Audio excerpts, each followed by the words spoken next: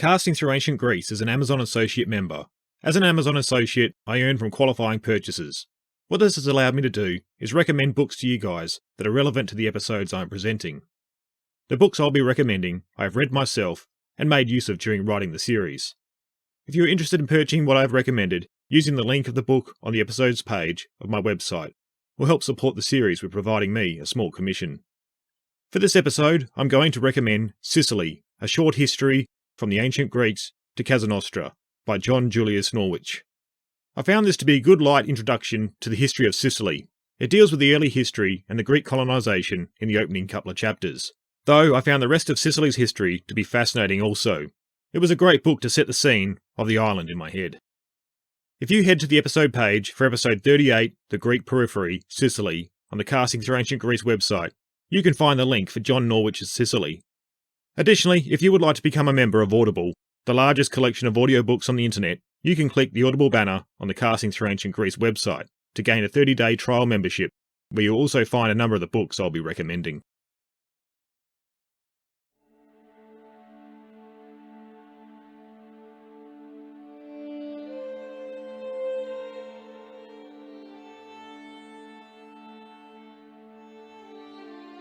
The first island we shall speak about will be Sicily, since it is both the richest of the islands and holds first place in respect of the great age of myths related concerning it. Diodorus of Sicily. Hello, I'm Mark Selleck and welcome back to Casting Through Ancient Greece, episode 38, The Greek Periphery, Sicily. We recently left the narrative of the series at the end of the Greek and Persian Wars. We then looked a little bit closer at the man who had been our main contemporary source on the period, Herodotus. I feel we have covered both areas with a good amount of detail, and hope that the journey so far has been an entertaining one to follow along with. At this point, I want to now cast our way back a little bit to look at the wider Greek world, where we'll focus on a few areas in more detail. The Greek world can be complicated to follow along with in a linear fashion, due to it not being consigned to one geographical area.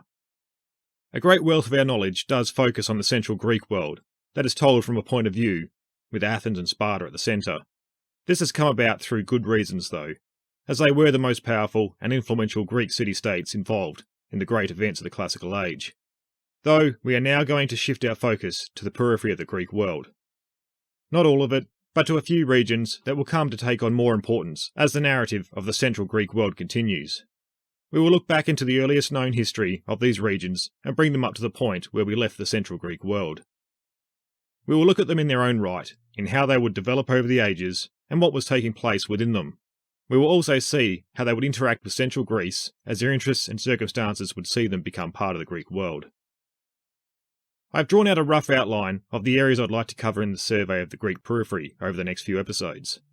I want to begin in the west, in what the Romans would later call Magna Graecia, or Greater Greece, encompassing many Greek city-states that would dot southern Italy, with a greater focus on the island of Sicily, where we will also look at the peoples that would develop in the Levant, but who would come to have much interactions in the Greek world, the Phoenicians.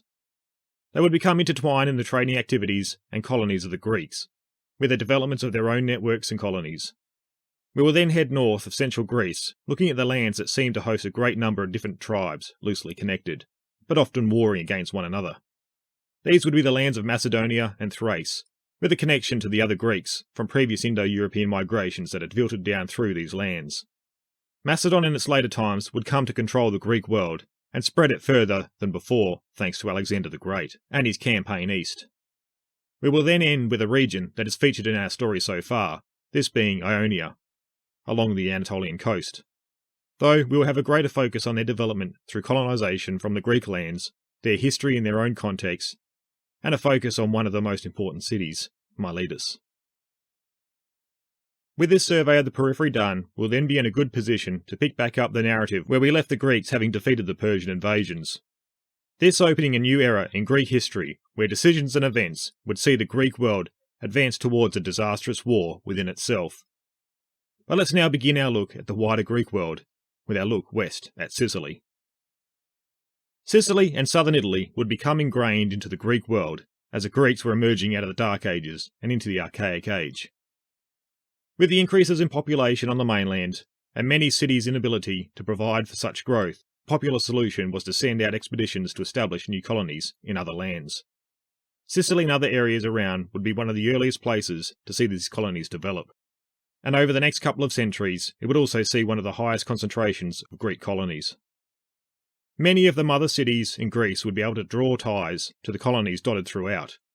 It was also clear that trade had been taking place even earlier during the Mycenaean times, with much Mycenaean pottery found in Bronze Age settlements on the island.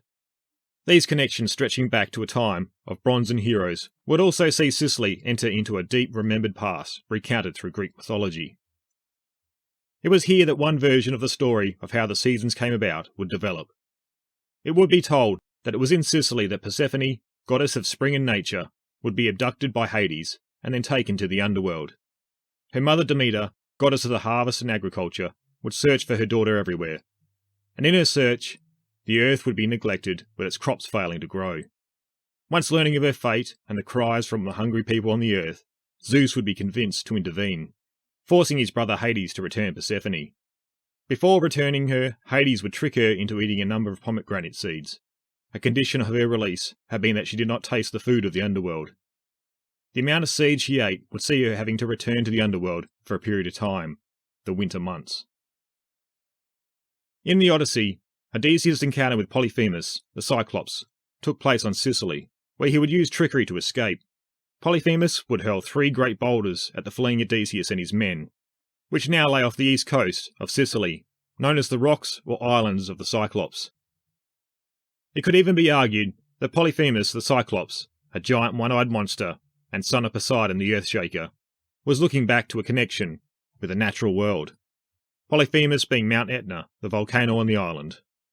The connection with Sicily and Odysseus would continue with his close shave with the sea monster Charybdis and Scylla as his ship sailed past through the Straits of Messina, the narrow stretch of water separating Sicily from southern Italy. Here we can see some deep-rooted connections to the island of Sicily and the Greeks with it intertwined with many aspects of their traditional tales of the long-remembered past. Now let's move on to looking at the physical island of Sicily and the early signs of human habitation. I think we might begin with what the Greek historian Polybius writes in his histories in the 2nd century BC of the island in his time. Sicily, then, lies towards southern Italy very much in the same relative position as the Peloponnese does to the rest of Greece. The only difference is that one is an island, the other a peninsula, and consequently, in the former case, there is no communication except by sea. In the latter, there is a land communication also. The shape of Sicily is a triangle, of which the several angles are represented by promontories. That to the south, jutting out into the Sicilian Sea, is called Factrianus. That which looks to the north forms the western extremity of the Straits of Messina, and is about 12 stades from Italy. Its name is Pylorus, while the third projects into the direction of Libya itself, and conveniently situated opposite the promontories which cover Carthage, at a distance of about 1,000 stades. It looks somewhat south due west, dividing Libya from the Sardinian Sea, and is called Lilybaeum. Further to what Polybius writes, Sicily is the largest island in the Mediterranean, with much of its interior dominated by hilly terrain. From here, a number of rivers begin, and most flow out into the sea to the southern coastline. At the north of the island, the mountain ranges are an extension of the Apennines throughout the Italian peninsula. The island of Sicily's most notable landmark is the active volcano Mount Etna, on the eastern coast at over 3,300 metres in height. Surrounding the island are a number of other much smaller islands, with a number also exhibiting volcanic activity. Being in the Mediterranean, the climate experienced on the island is very similar to that of Greece, with mild wet winters and hot dry summers. So with the physical world of Sicily looked at, let's now turn to the human world of the island, and where humans seem to enter the picture. As with the early habitation of any land, the details are extremely murky and only based off of very limited archaeological evidence. Though with that said, it seems the very first signs of human habitation seem to date back to over 500,000 years ago on the island. But these humans were not Homo sapiens, our closest relative. This period in Sicily's past has much debate around what was happening and when things were happening. But for now, it appears some human species had existed deep into its past before the emergence of Homo sapiens. Fast forward a few 100,000 years, and we are faced with a theory that explains the habitation of the island by modern human beings. But this is also hotly debated. This revolves around what is known as the Aurignacian period, explaining the dispersal of Homo sapiens throughout Europe.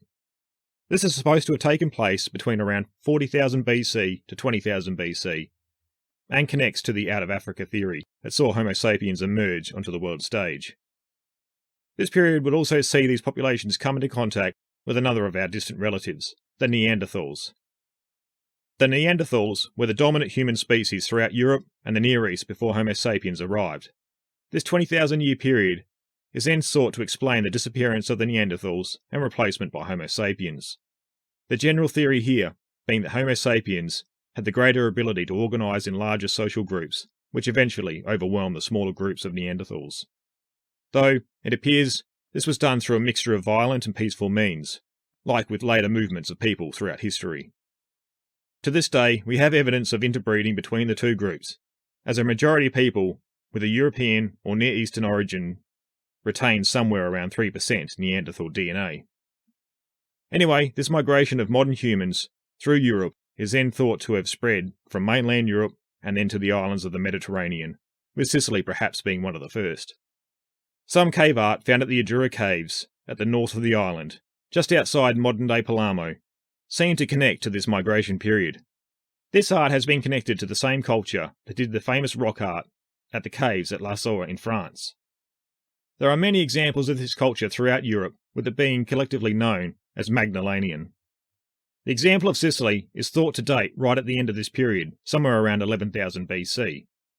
The art depicts various different animals, as well as a scene of over a dozen people appearing to be part of some sort of ritual sacrifice. The majority of people are in dance-like poses, while two are bound and appear to be overseen by shamans. Though it's not until later that we start to get names of different cultural groups in the literary tradition that are thought to have inhabited Sicily, with much of this coming from the ancient writers Thucydides, Strabo, and Diodorus, to name but a few. The earliest of these peoples that can be pointed to are thought to be the Sukhani. Thucydides talks of them being the earliest known race to inhabit the island, but he also talks of an earlier people originally occupying Sicily, but he can't point to who they actually were. He says, "It was originally as follows, and the peoples that occupied it are these. The earliest inhabitants spoken of in any part of the country are the Cyclopses and the Lastrygons, but I cannot tell of what race they were, or from where they came, or to where they went, and must leave my readers to what the poets have said of them, and to what may be generally known concerning them." He then continues with how the Sakhane, or Zakarnians, came to occupy Sicily. The Zakarnians appear to have been the next settlers, although they pretend to be the first of all Aborigines, but the fact shows that they were Iberians. It's also worthwhile to note, although Thucydides has them originating in Iberia, it has often been proposed in modern times that the Sakhane may well have been an Illyrian tribe, originally from the Balkan area north of Greek lands. This also fits in with the migrations of Indo-Europeans that were taking place all through these different regions. It can't be shown that the Sakhane were of Indo-European origin, since their language has yet to be classified, but they well could have been displaced by Indo-European migrations into their original homelands. We must also point out that even in ancient times historians were not in agreement on the origins of the Sakhane, as we can see from what Diodorus writes. We must now write briefly about the Sakhane, who were the first inhabitants of Sicily. In view of the fact that certain historians are not in agreement about these people, Philistus, for instance, says that they removed from Iberia and settled the island, having got the name they bore from a certain river in Iberia named Sicanus. But Timaeus adduces proof of the ignorance of this historian, and correctly declares that they were indigenous, and inasmuch as the evidence he offers of the antiquity of these people are many, we think that there is no need for us to recount them. So at the present time, it appears the Sakhane are the first defining group of peoples we can point to on the earliest habitation of a culture in Sicily. But they would not be the only people to occupy the island, more would follow. Another people that we hear about are known as the Illuminai. Now if you're trying to wrap your head around the time frame here, things are very murky. Although it appears that the Sakhane were the original culture to develop on Sicily, and had come to the island perhaps as far back as 11,000 BC, it isn't sure when the Illuminai arrived. The archaeological record can't even distinguish between the two people, with them appearing to be culturally the same. What does distinguish them, though, is what appears in the literary tradition, and this appears to be around the end of the Bronze Age, perhaps the 12th century BC. We find Thucydides saying, "On the fall of Ilium, some of the Trojans escaped the Achaeans, came in ships to Sicily, and settled next to the Zakarnians, under the general name of Illuminai. With them settled some of the Phoenicians, carried on their way from Troy by a storm, first to Libya, and afterwards from there to Sicily." This fits in with the common theme in epic poetry of the Aeneas, and the surviving Trojans of having sailed from Troy and settling in Italy. We find Virgil, in the opening of the Aeneid, having Aeneas and his men beginning on Sicily after their escape from Troy. Though, interestingly, they would leave, be blown by a storm, to Libya, before eventually arriving in Italy. The Aeneid also features a number of creatures associated with Sicily, such as the Cyclops, Charybdis, and Scylla, that are found in Homer's tale, the Odyssey. But it must be noted, Virgil was writing some 700 to 800 years after Homer, and nearly 400 years after Thucydides. It has often been pointed out that the Aeneid was Rome's attempt to show they had a history stretching as far back as the Greeks' origins. It does seem a firm tradition of the origins of the various Sicilian tribes existed in a literary sense before the emergence of the later Roman poetry, although it isn't known for certain where Thucydides got his information on the different peoples. It has been assumed to be from the historian Antiochus of Syracuse, who wrote History of Sicily, as this has been his source on other matters regarding Sicily. Very little is known about Antiochus, and only fragments of his works remain, though he had a reputation of producing accurate histories and was thought to be writing around 420 BC. The Illuminai would end up settling the northwest of Sicily, establishing two main cities, called Arexi and Egesta. We don't hear of any wars between them and the Sakhane, but again the archaeological record is unable to separate them from the Sakhane in the Late Bronze Age. Though with the development of the Iron Age, a noticeable shift towards Greek culture would develop here on the northwest, though there would be a third major group of peoples that would end up settling Sicily right at the end of the Bronze Age in the Aegean. This group was known as the Sickles, and let's see what Thucydides says of them.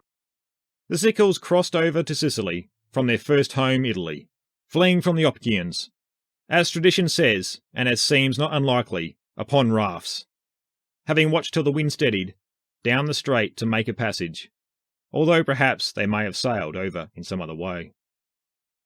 It is hard to pinpoint when the Sickles first arrived on the island of Sicily, with some evidence suggesting it being at the start of the Iron Age, around the 11th to 10th century BC. Suggestions also have the Sickles introducing iron to Sicily, and therefore bringing it into the Iron Age, though there is also a theory that the Sickles were part of a group known as the Sea Peoples, that Egypt talks of invading their lands at the end of the Bronze Age. The name the Egyptians use is Shekelesh, which has been connected to the Sickles of Sicily. If this is the case, then it could show that the Sickles had been established on Sicily before around 1200 BC, though obviously a great many still remained on the island, since they would become the dominant group to inhabit Sicily into the Iron Age. What has also been suggested is that the Sickles were of Indo-European origins, which would have most likely seen their linguistic origins at least stretching as far back to the Danube Valley or Carpathian Basin. These areas had been the result of earlier migrations from the east, with these areas moving forward in time being seen to give rise to a number of languages that would develop throughout Europe.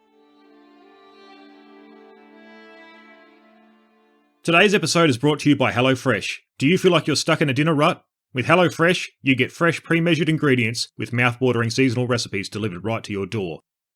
Skip all those trips to the grocery store and count on Hellofresh to make home cooking easy, fun and affordable.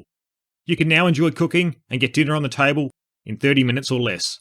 With over 25 recipes to choose from each week, there is something for everyone to enjoy. All recipes are designed and tested by professional chefs and nutritional experts to ensure deliciousness and simplicity. Myself, as a father of 3, I am really liking the look of the many options under the family-friendly category. Go to the link in the show notes to get $80 off, including free shipping on HelloFresh, the #1 meal kit. Have you been enjoying the series and want to show your support in some way? You can visit www.castingthroughancientgreece.com and click on the Support the Series button. Here you will find many ways you can help the series grow, from subscribing, getting involved in social media, and leaving reviews where you listen to your podcasts. Other options also include assisting with my Amazon wishlist for resources and supporting the series on Patreon and Buy Me a Coffee. The support I have been receiving so far has been fantastic. So a big thank you to everyone who has been helping me grow the series. With the arrival of the Sickles, we hear through Thucydides and Diodorus that wars had erupted between them and the Zakarnians. These wars would end up resulting in the borders that the Greeks were aware of once they arrived on Sicily, with their colonies later. Thucydides says of the Sickles, "These went with a great host to Sicily, defeated the Zakarnians in battle, and forced them to withdraw to the south and west of the island, which thus came to be called Sicily instead of Sakhania." Diodorus is then pretty much in agreement on this point when he says, "And since the Sicyli steadily grew more voracious, and kept ravaging the land which bordered on theirs, frequent wars arose between them and the Sakhane, until at last they struck covenants and set up boundaries upon which they agreed for the territory." Though, having gone through what we have said in regards to the three separate groups, there is another thought that has developed and become popular in more recent times. This basically looks at all three of these groups essentially being the same people arriving around the same time that the Sakhane arrived, with a date of 1600 BC proposed. This would have seen an indigenous culture present on the island before their arrival, as Thucydides suggests. It is then thought that rather than separate migrations resulting in different cultures, it was outside influences that saw different cultures develop.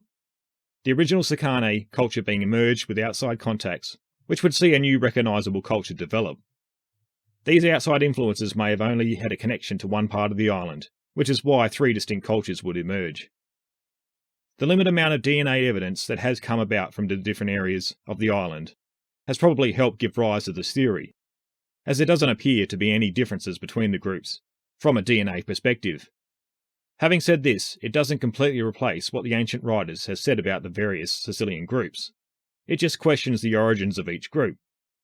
Rather than arriving separately from different regions, the cultures developed internally within the original Sakhane culture. One could still even argue that the cultures had arrived from different lands at different times, but the people that would become tied to them had always inhabited the island.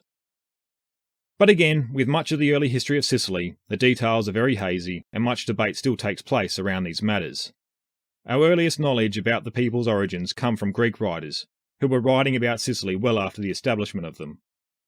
Eventually the Greeks themselves would come to Sicily and would establish their own colonies. As things stood just before the Greeks' arrival, the Sickles occupied the most prosperous eastern parts of Sicily, the Sakhane the central parts, while the Illuminai had their cities in the northwest.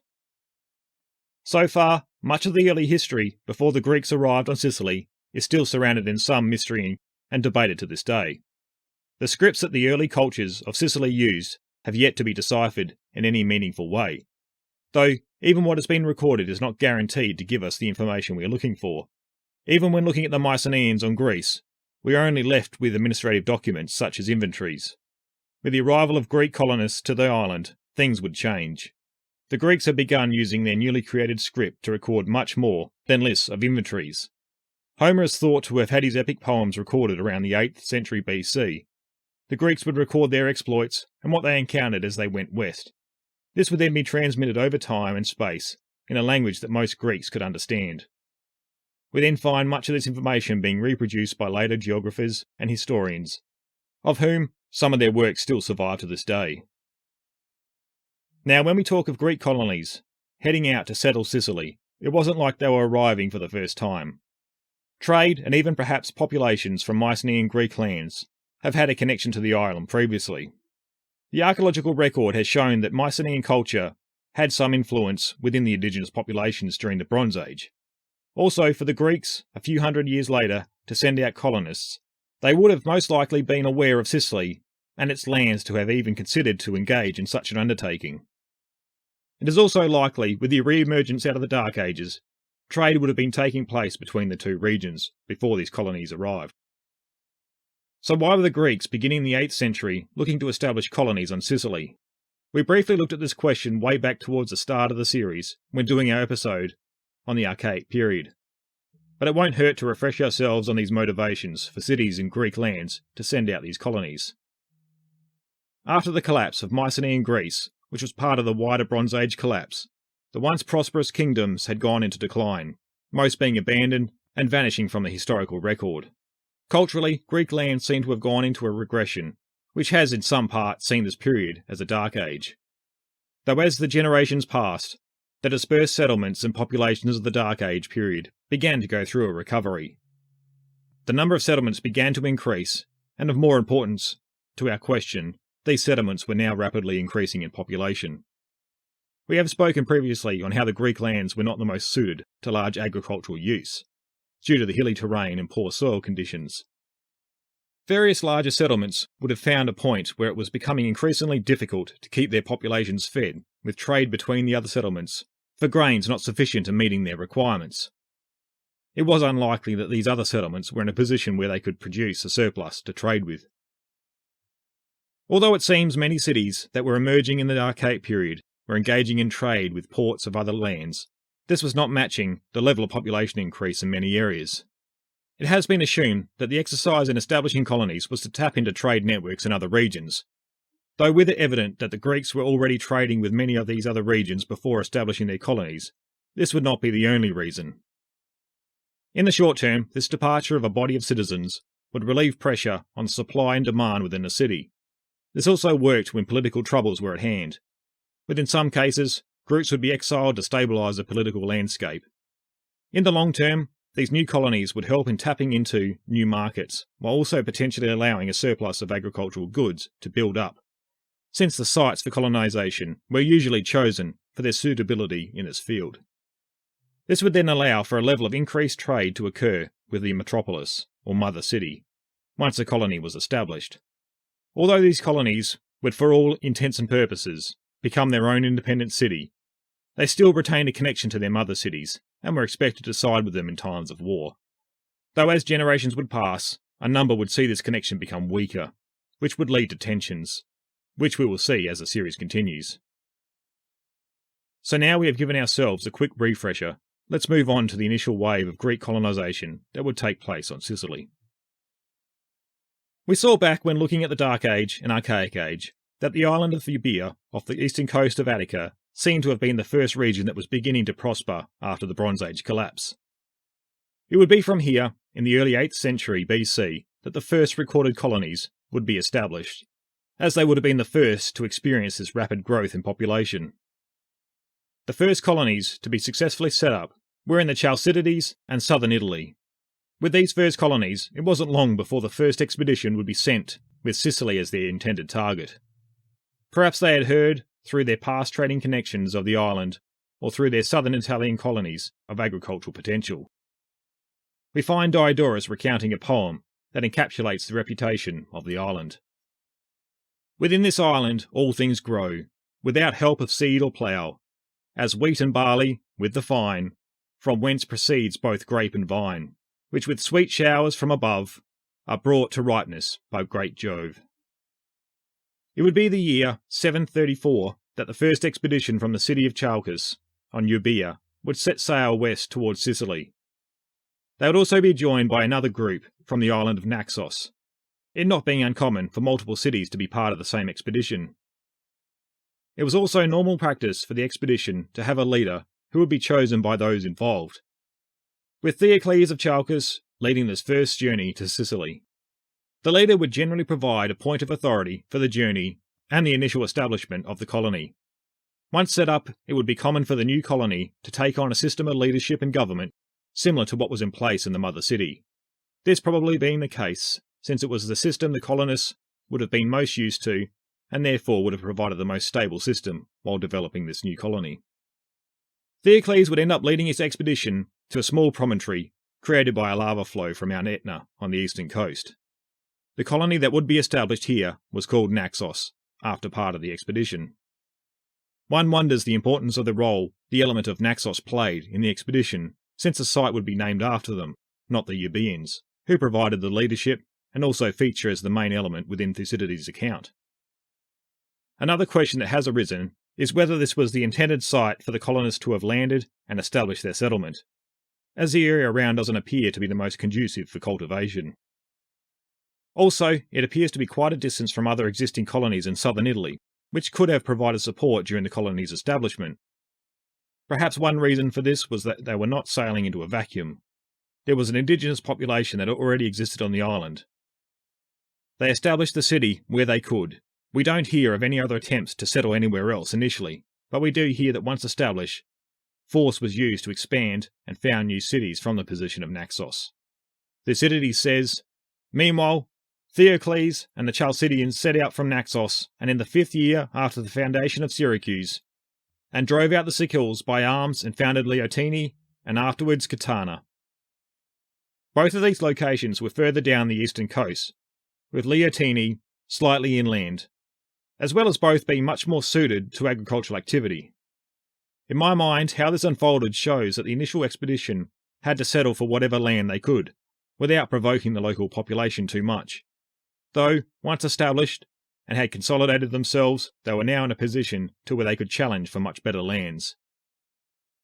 So these were the early activities of the first colony to be established, but as I have already alluded to, there would be more. A year after Theocles' expedition, another had set out, but this time from the city of Corinth, located on the isthmus that connected the Peloponnese to the rest of Greece. They would land on the eastern coast also, but further south, where they would establish the colony of Syracuse. This city would become the dominant Greek city on the island as time passed, but for now, we're just going to mention it in passing, as Syracuse will play a bigger role in our next episode. In 729, we hear of yet more colonies being established, with the city of Megara setting out to establish the colony of Megara Hyblia, just north of Syracuse. We also hear of more colonists coming from Chalcis, on Euboea, who would establish the cities of Zancle, later known as Messina, and Rhegium, later known as Reggio. These cities would dominate the Straits of Messina, with one on the Sicilian side and the other on the southern Italy side.